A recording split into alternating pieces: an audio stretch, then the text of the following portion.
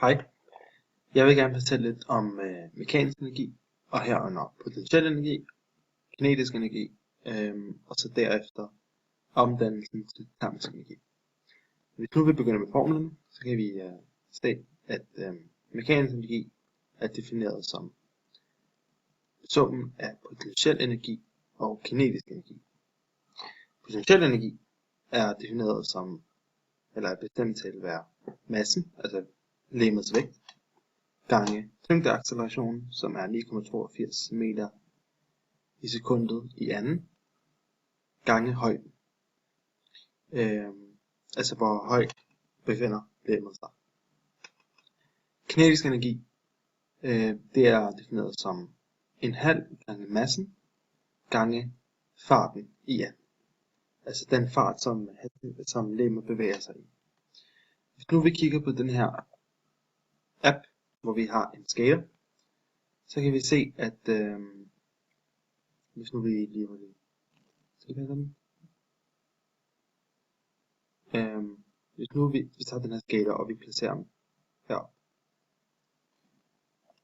så kan vi se, at han har en høj potentiel energi, når han er højt op, og i takt med at han bevæger sig nedad og rammer bunden, så får han en lav potentiel energi.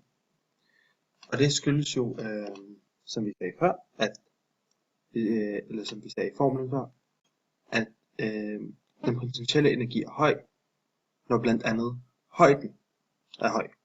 Så når han er højt op, altså når han har en når hans højde er stor, så har han en stor potentiel energi, mens når han er nede ved jorden, hvor han ingen højde har, så har han en lav potentiel energi.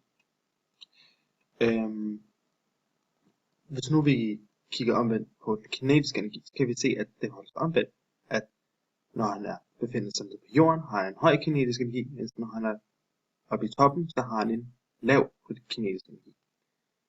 Og det skyldes, som vi også var inde på før, eller som vi også skal se i formen, det er, at den kinetiske energi er blandt andet også bestemt af legemets fart. Og vi kan se, når han er på vej ned, så stiger hans fart. Og når han er på vej op, så falder han. Derfor stiger den kinetiske energi tilsvarende, når han falder, og den falder, når han kører opad. Hvis nu vi vælger at lege lidt med vægt af hans, eller skatens vægt, så vi gør, at han har en stor vægt.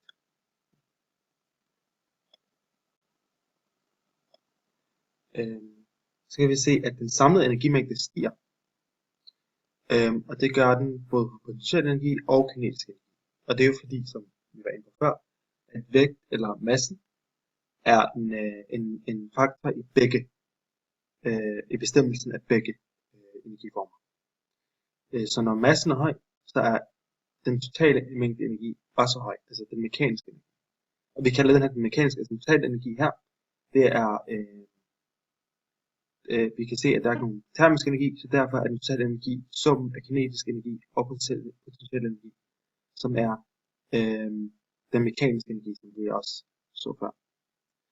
Hvis nu vi tager vores skater, og tager dem her udenfor, og smider dem ned, så kan vi se, at den potentielle energi er høj, når han er høj. På vej ned, så er den lav, og så får han en høj kinetisk energi, og så når han rammer, så får han en høj termisk energi. Og det skyldes jo, altså først og fremmest det skyldes, så har han ikke nogen potentiel energi, fordi han ikke befinder sig højt oppe. Han befinder sig nede på jorden, han har ikke nogen højde. Samtidig er der kun kinetisk energi, fordi at han ikke slet ikke bevæger sig, han står helt stille. Altså han har ikke nogen fart.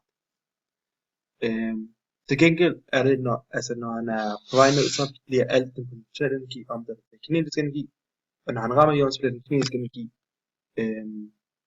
omdannet til termisk energi. Og det sker, når legemet rammer jorden.